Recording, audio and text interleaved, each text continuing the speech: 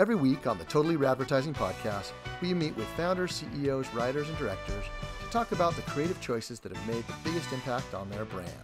And this isn't just any podcast because it's Totally Radvertising. I'm Dallin and I'm Damian Dayton. It's totally rad. It's totally radvertising. Welcome to the Totally Radvertising podcast.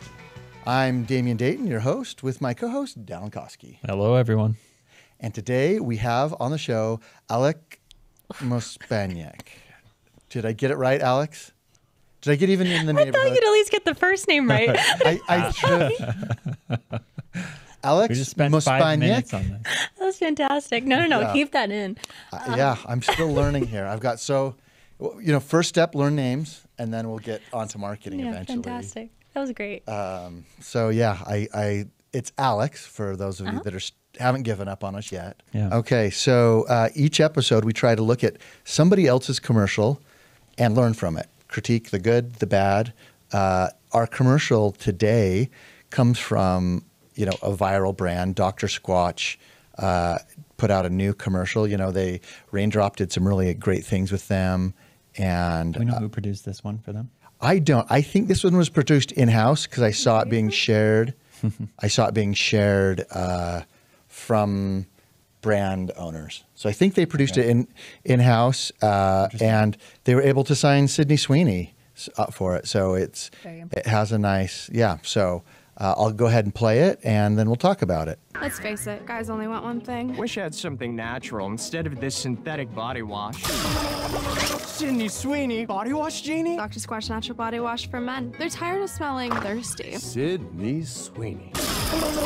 Holy coconuts, it even smells natural. And it's moisturizing. At the end of the day, they just want to crack open a natural one with the boys. Sydney Sweeney, body wash genie. Dr. Squatch Body Wash for men who prefer natural. So many layers in that ad. Yeah, it was great. I love that they tied common pain points of men and then just hard pivot into what their product's offering. It's like guys all want one thing, natural body wash. Like I have never talked about natural body wash with my boys, but I have heard guys mention Sydney Sweeney before. So Yeah. I think this is the first time we've seen a brand. It seems like a hard pivot from them though, from a long form internet ad to this is a very traditional format, very funny, but they're bringing in a celebrity, which can often, increase the cost of your ad by an order of magnitude. Mm-hmm. What jumps out to you from the ad? I think it's brilliant in the sense where they chose the right celebrity for it. Not only is she beautiful, she's a bit of a, I don't want to say, that's what she is in the industry. Right? We Yeah, almost right named now. this podcast.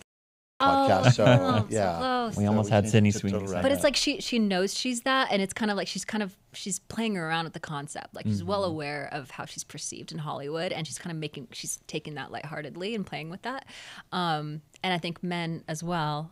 Like if you read the comments on that ad, they're like, I haven't clicked an ad in 10 years. I clicked straight through this one. Like they knew exactly who they were targeting. Yeah. She's not taking herself too seriously. It's funny, and people like play back. You know what I mean? Well, let me ask you this: as a marketer, but also as a woman, I thought they did an interesting thing because they played with some distinct stereotypes around and objectifying women and stuff. How did you feel about that? Because I think I have an opinion, but what matters more about this is probably yours on that. Yeah. Like, how did you feel about the ad? I feel like if they would have chosen someone like Kim Kardashian or Carmen Electra, I wouldn't have thought it was that funny because they're a little too serious. But she's like, you could tell she's just having fun with it. She's like, yeah, whatever. Like, this is how I'm perceived. Make the most of it. And then people reacted in a funny way where it's like, I don't think that they were necessarily like, everyone got in on the joke. Yeah. Is how people reacted to it, which is super positive.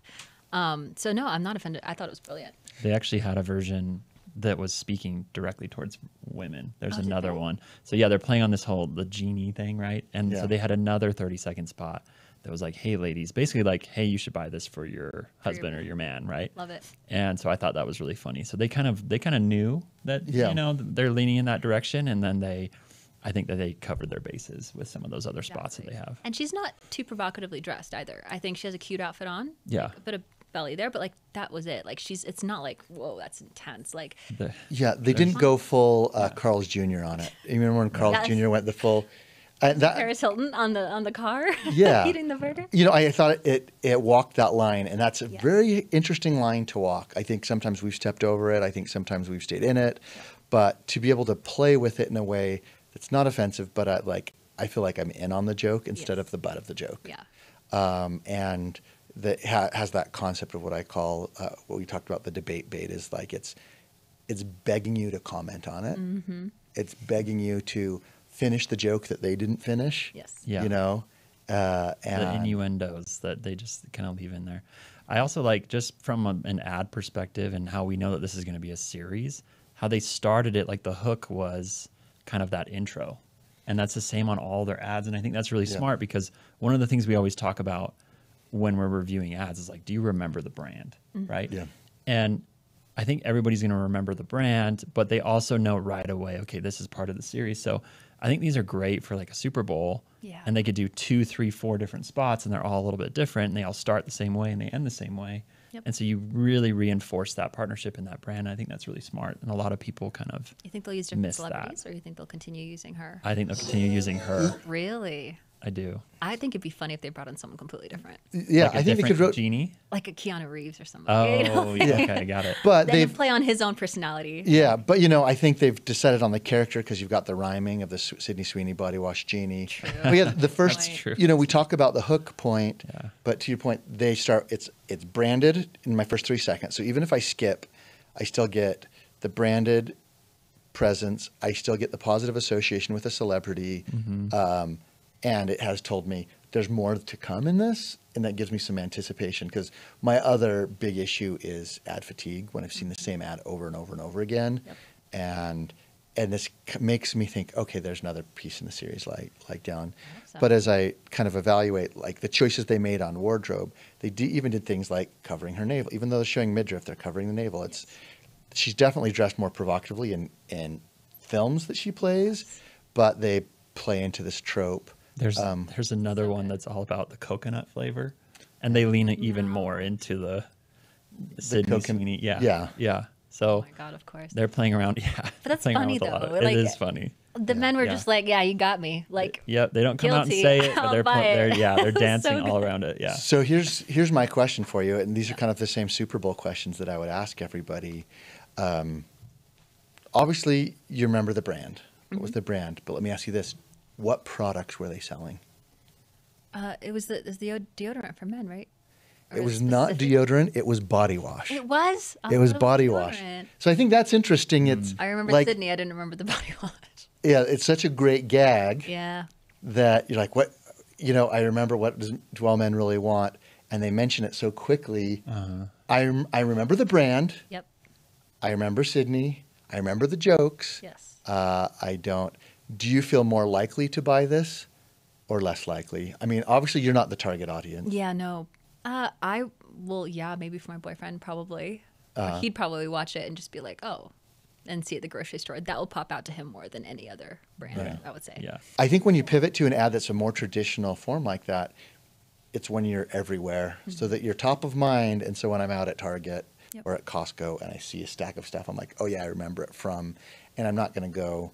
It doesn't really matter that you didn't remember. Yep. Even though it's Sydney Sweeney Body Wash Genie, Yes. we remember Sydney Sweeney Genie. Yep. We missed the body wash part.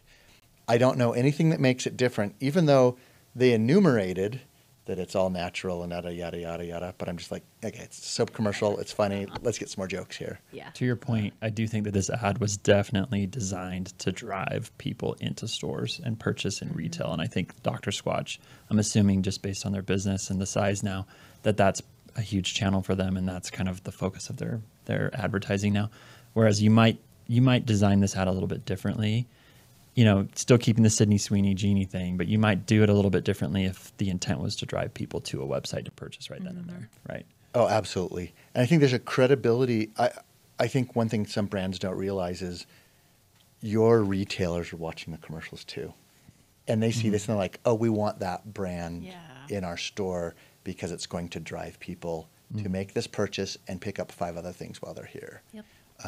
Exactly. They don't have to say our store, but having that store gives us some of that brand credibility, and it keeps, Walmart wants to stay relevant and not just a discount brand. So they want name brands in their store. They want name brands that people are like, oh, I can find the Dr. Squatches. And I think you're right, because body wash is not, you've got the liquids in it. That's not a cheap one to ship, where the bar soap is cheaper to ship. You're shipping a lot of liquid with it. On Amazon. It's a Harmon's thing. Yeah, it's like when you're out for the day. So what was that one brand was it Axe, or was that really buff black man and he's Yeah. like in the hot tub Yeah. and it Oh, falls- Old that was one of the- Spice. yes, that was Old Spice, God, yeah. like I still Yeah. remember that ad. How how funny that was. They rode that. I swear that was like 2 or 3 years, just all new versions. and- Yes, Yeah. same actor, right? Well, Yeah.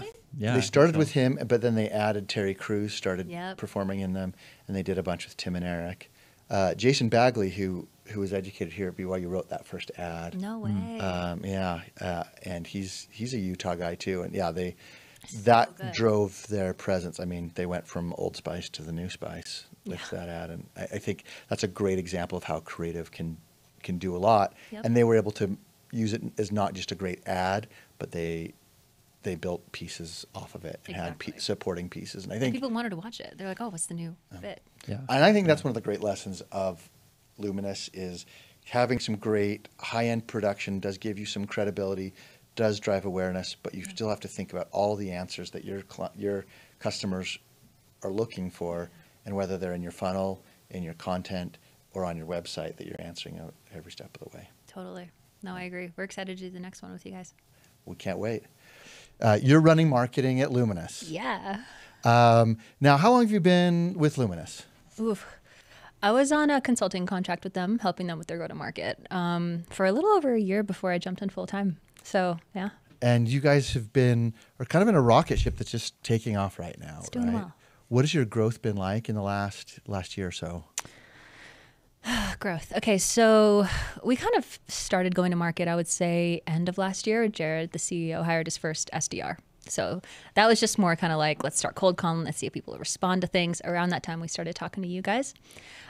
So we got out of beta, from my understanding. I wasn't full-time yet, so it's kind of a little blurry there, but I was in there a couple hours a week. They got out of beta, and they were kind of like, okay, let's start putting things out there and seeing what comes back to us. And so they hired an SDR. He started calling, and then I jumped in full-time 4 months later. And through in that period, we were working with the Creatively ad, and we were kind of ready to have a huge push forward. Does that kind of answer the question? Yeah. I think I rambled there. So this is not your first tech startup. Nope, It's not your it's first time not. marketing a tech startup. Yeah. What's different in your approach to marketing with the previous tech startup and what you guys are doing at Luminous now? I would say my previous tech startup, marketing didn't have a seat at the table. So usually from my experience, they hire a marketer and that person kind of becomes a task rabbit for sales, for operations, for a whole bunch of things. What was different and why I said yes to Luminous was Jared and I, we really aligned on the vision of what the Luminous brand looked like and felt like and sounded like. And we were kind of like, okay, cool, like let's go out there and make some noise. And so I felt like I came to the table, I was an equal with the executive team, and I was able to put my ideas out there, get a budget, be trusted with the budget, and then execute. And that was very different than before, where before it was like, help sales, like We need a design new this slide deck. deck. Yeah, exactly. Yeah. I had to do a new slide deck like every week. And I was just like, I don't think my ideas are heard. I've always been kind of like a quirky creative. It was a very buttoned up type of startup. They were great and they're doing really well. But I was like, this isn't it for me. And That wasn't the right fit. I think a Wasn't the lot of right it comes fit. down to it's not a bad job, but it's just not exactly. right for you. Totally. And I would say that I've always struggled in corporate environments. If my designers are spending more time on their pitch decks Yes. internally than on outward facing stuff, there's definitely something wrong. Yep. Where you're having to sell things internally more than selling things to people outside. And I like to give marketing people a lot of free rein. Yeah. Well, no one understands what marketing does sometimes. They're like, what exactly, how do you prove that ROI? Because usually sales gets the credit for closing a deal. Marketing kind of gets, oh, you have some attribution, but not full. Like, oh, marketing is responsible for revenue. Therefore, people who are directly responsible for revenue are the ones who get all the attention and get their needs met first. Where marketing, it's like we're kind of having to prove our impact all the time, which is like, for advice for marketers, be super loud about what you're doing and the results you're bringing in. So no one can deny that you're having impact on the business, because otherwise you're going to end up a TaskRabbit. So Yeah, we meet with a lot of CMOs, and they kind of look at, well, they look at their budget as this finite thing instead of this thing that they have the opportunity to grow with efficacy. Yep. And they see like, well, we don't have, 40,000 to spend on a video or 250,000 to spend on the video instead of how can we invest this money to create more budget for everybody? Mm-hmm. And I think that's one of the big. So how do you guys approach budget at Luminous when you're looking at, because you guys have taken some big creative swings for not being a very big company. Yeah, that's true. We started ramping up the budget when we felt like the product was ready. So creatively, obviously, was a huge investment for us. But we wanted to make some noise, and we wanted to create a lot of brand awareness really quickly. And like, what better way to do that than through humor? Like, I feel like that's the best thing ever. And I was a huge fan when Jared wanted to go forward with you guys, because I was like, this is what's going to make us sound and look different. We could have easily spent $30,000 to $40,000 on a huge booth at a trade show, or get Jared to be a speaker. They pay $25K to speak to 50 people, and that's the only time they're ever going to hear about you. So we were kind of like, we wanted to allocate some budget to something that would be evergreen, something that would be memorable, and something that we could continue using. And so it just made sense to us. And we also have a window of, a set window of expectation of how long it's going to take to get that money back. So you have like about a 12-month window, and we've already hit that, which is awesome. Took about 4 or 5 months. Yeah. So we were kind of like, okay, cool. Like, we're going to use that money anyway. What's going to make the most impact? What's going to be the most memorable? Okay, for us, creatively. For you, though, Luminous has a great personality already. I mean, a lot of that is informed by Jared, obviously, but the people that you've attracted and the content that you've created all has, which is really interesting because it's a product that's basically replacing people that are stuck on spreadsheets, right? Yeah. And what were some of the decisions that made you decide, let's lean into having personality instead of people want a trusted ERP, they want a trusted sourcing solution. And why do you decide to lean into personality and humor? Yeah. Well, first of all, we needed a great product, and we genuinely believed we had a great product. Brendan, our CTO, he had built an ERP in the golf space. I don't know if you guys knew that. It sold for over $100 million, like amazing. So he's done this before. He knew what he was doing. They had a huge vision. Jared's incredibly smart. He's been in the industry. He has been an e-com founder. So it's like we had a good product. And then when we looked at the market, we were like, all right, what's everyone doing? And as a marketer or anybody with go-to-market, you look around, you see what everyone else is doing. And I think decent marketers will try to replicate what's already working in the market. I didn't want to do that. I was like, let's go the opposite direction, because we just wanted to get awareness because we were so small and the market's so massive. I mean, we're competing against NetSuite. Yeah. So, and NetSuite could not be more of a boring brand in our opinion. So we were kind of like, okay, cool. We know we have a great product. We just didn't get awareness. Let's swing the opposite direction and see what happens. And let's try to relate to e-com founders. I think also one thing that I really love about Luminous is we kind of market like an e-com brand, which is who we're targeting. So they recognize our marketing because they're probably trying to do something similar. They're trying to, capture an audience through humor. It's like that game recognizes game. Exactly. Sort of That was the goal. Those words don't fit coming out of my mouth. But you guys have taken a very aggressive approach. A very aggressive approach. Yeah. I promise I'll learn to speak by the end of this. But a very aggressive approach to content. And I hate when people use the word content because that makes me think of filler. And I think that's what makes people think it's okay to use AI to create content, because it's content instead of I'm creating interest and information and entertainment and education, and it all gets bunched under content and becomes filler. Yeah. Could you talk me through what you've decided to create internally and what you trust groups like what you use creatively to do, and the things that you guys have decided to do internally? So internally, we built a studio, which took a little bit of back and forth and convincing, and finally we pulled the plug, which has been awesome because we were previously spending quite a bit of money with the studio down the road. So we did that, and then I had a lot of trial and error through finding the right videographers and the right designers and things like that. So I have a great team of freelancers that is ready at any time to continue putting out content for us. So internally, what's the role of their creative, the creative that you're producing in-house? What role does that play? And what role does the creative that we produce play in your marketing so you system? guys were top of funnel brand awareness.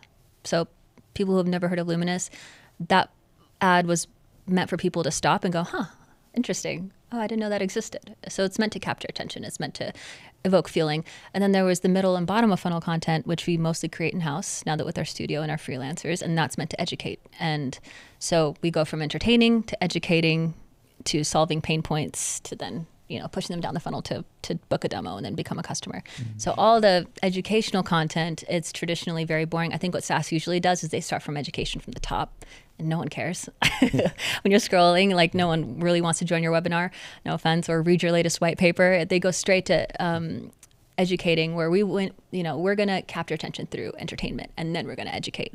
And so that's kind of what we do. So in-house. I kind of feel like they could just rename white paper into something a little bit more interesting to me. Like, they've chosen the boringest color. And I mean, other than calling it like a beige paper, because they're like, we got a red paper out right now. Our industry white paper with the latest updates. The latest updates. It couldn't be more industry boring. insights. You mentioned starting out with an SDR. Yeah.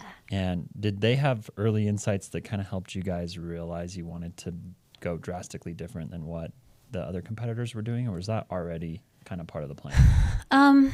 No, not really. I mean, when we did the brand refresh over 2 years ago, we already started like the look, because Luminous used to be an all black website with a black logo and one landing page. It was, and I jumped in and I started working with the founders, and I was like, you guys are colorful and fun and entertaining. I was like, you need your brand to reflect that. Like, you can't just put an entertaining brand and then you have a really super boring team. I was like, this team is fun and young and hip. Like, let's match what's going on in here through the design and the brand. But gosh, see, I'm rambling and I don't even remember your question. No, that's a great point, though, because a lot of people, we've been talking to creative, and a lot of people are talking about like the jokes you tell or your organic social. Yeah. But a lot of creative goes into that landing page. So much. And I think a lot of people forget that. They drive all your traffic to a place that bores people to death. So what were some of the specific decisions you made on your landing page? Because we've watched it grow from something that was performing okay to something that's really driving leads and help qualify. Yeah. So landing page, at least, we're obsessive with social proof. So you land on our page, immediately you start to see all the logos that we work with, and we work with some incredible logos. So that provides, I think, a sense of comfort and a sense of like, oh, these guys trust them. Okay, I can trust them too. You scroll down, you start to see more testimonials, and then we have a whole carousel of testimonials where you read what people are saying about Luminous. We've got a whole page of case studies and all these different things. So they feel really confident. And something we've also pivoted in the last couple of months is actually, I saw Route doing this a couple of years ago. I landed on their homepage, and it was all customers. It was very customer-centric. It wasn't just logos. It was like images and videos of their customers and all these things. And it wasn't even talking about Route. It was just featuring the people that they work with. And I was like really inspired by that, because I was like, oh, that's cool. I can see myself with this brand. It's very direct-to-consumer. Very. Do you feel like there's a lot of overlap between the marketing styles or methodologies or philosophies of D2C to tech or to B2B now? It's getting there. It's working? It's getting there. I remember in 2020, I started to see that D2C content started becoming very founder-led. I don't know if you noticed that when we went to the pandemic. A lot of people started brands and would blow up on TikTok just by sharing their story. And I was like, oh, D2C brands are starting to have a face, and people want to get behind the founder and their vision and why they're building the product. B2B is usually about 3 years behind D2C. So we start seeing that this year, of all these founders coming out and creating docuseries and podcasts, and see Jeff Bezos on a podcast. Like, he never would have gotten a podcast like 6 years ago. But now you know who's starting these companies, who's running them, why they're running them, and it creates this emotional connection. So I think like D2C usually starts the trend, B2B follows 2-3 years later. Well, I think you guys are ahead of the B2B curve. I hope so. What other D2C strategies and tactics do you think that, creatively speaking, that B2B needs to be willing to embrace to get ahead of their competition? Yeah. I think, social media, get on social media. That's where everyone is. B, I think influencer marketing is going to be massive in B2B. It already is. It's Especially hard in to, B2C. huge. But like right now I'm seeing a lot of B2B influencers. Like the top SaaS companies I'm seeing are, Cognizant and Clay. I don't know if you know those guys. Amazing. They're the kinds that are also super ahead of the curve, who I observe very closely. They all have B2B influencers who they're paying to use their product, talk about it on LinkedIn. So that's a huge one. It's something I'm looking at, but it's yet to be disrupted because it's really hard to find B2B influencers. There's a few softwares out there now that are helping, but they're still very early in the game.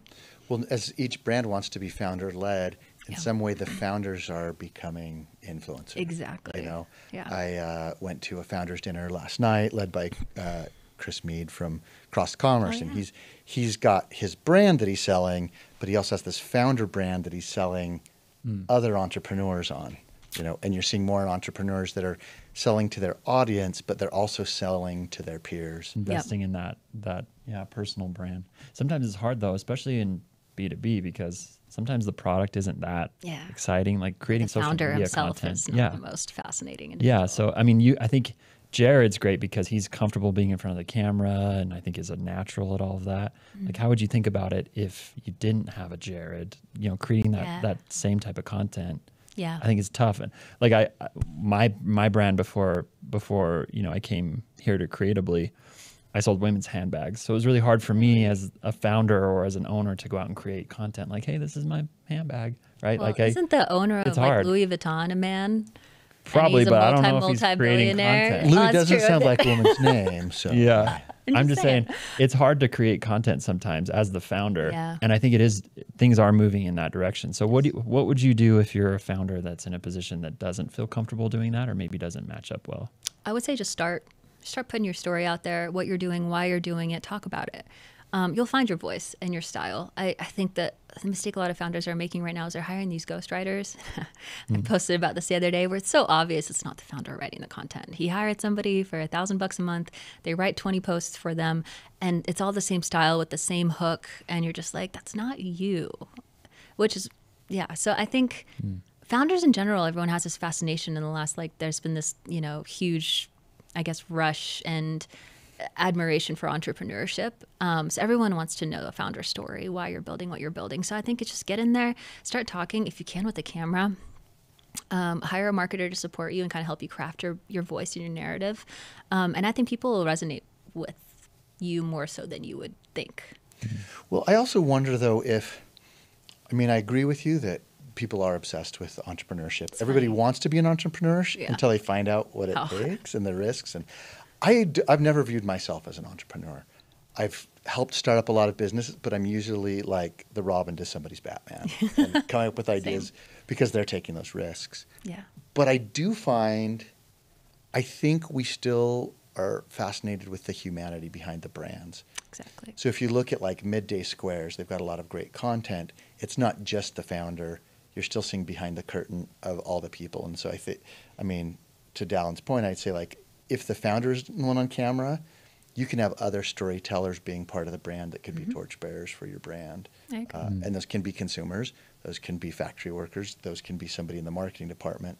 But I think, like, to avoid the ghostwriting thing, they need some authenticity, and your brand really needs to own your voice. And as proud as I am of the work we do, I always feel like there's certain things that you might need to outsource in the beginning, but you should really own. And those are the things that involve your voice and constant conversation. Yeah. And we should be invested in it, though. I worked with the CEO before where he was like, just write posts for me and I'll post them. And I'm like, well, what do you want to talk about? Oh, whatever. Just give me some, common industry insights. And I was like, no, like, what are you passionate about? What are you seeing in the market? 9 times out of 10, the CEOs that want to create content have a unique point of view, have something to say that's interesting. I think you're a little too hard on yourself. Just talk. People want to listen because you've done such a courageous thing. You've started this business. You're growing. I think talking about your failures is huge. Even if people are usually only talking about their wins, talk about the learnings you've had in the last 3 months. People will resonate with that. So, do you know Joe? I don't know if you know Joe May. He's an entrepreneur. He used to be over business development here, has a legal background, but he's a great follow on LinkedIn. yeah. Almost 50% of his content isn't about business. It's about he loves making pizzas. So he posts what he cares about, and he's like, that gets a lot more engagement, and that brings, and some people post about mental health. But I think you need this balance where you don't Joe doesn't want to become a pizza influencer. Yeah. But he's real, and so there's enough unique things that he's talking about. It's just full personality. That you like, yeah. And I think I like to think about social media as a party that's always happening. You don't want to be the nerdy guy that's just talking about your specialty. You want to be able to pivot, tell a few jokes. Yep. Be serious sometimes. That's what makes somebody Be relatable. We just released a day in the life episode. I followed Jared around a whole day and recorded stuff. And we went into a gas station, and he loves energy drinks. We're gonna have to put this clip in there. I don't know if you saw it.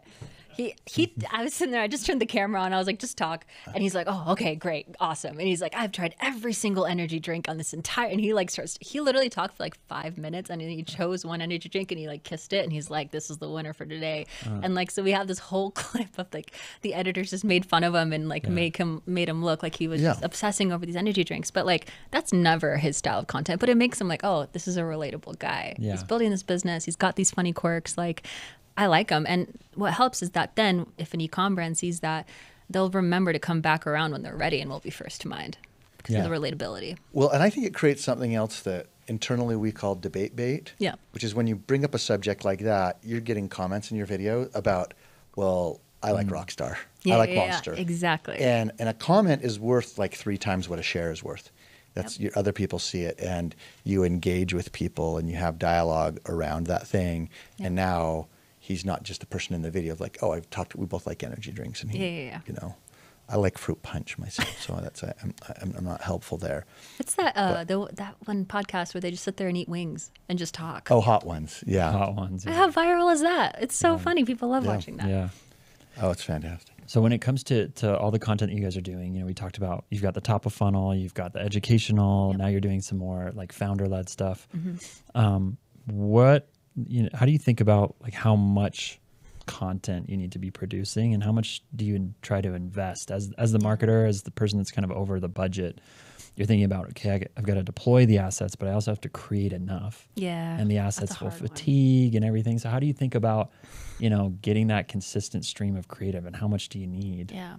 We brainstorm a lot. We had a long meeting yesterday, actually, just like writing down everything we want to do. And we're constantly looking at what are our customers responding to? What are we building? Let's talk about right now. We're about to launch like a product feature drop type of series where Brendan, the CTO, and Jared, they go in and like, what did we launch last month, and what are we excited about? What are we building? And that's constantly changing as we're growing and getting more customers in the door. So that's one pillar. We have multiple pillars. Another one's day in the life content that's meant to be educational, fun, give you a glimpse inside the business. We have our podcast that helps a lot because one episode's an hour long. We chop it up into 6 to 8 shorts.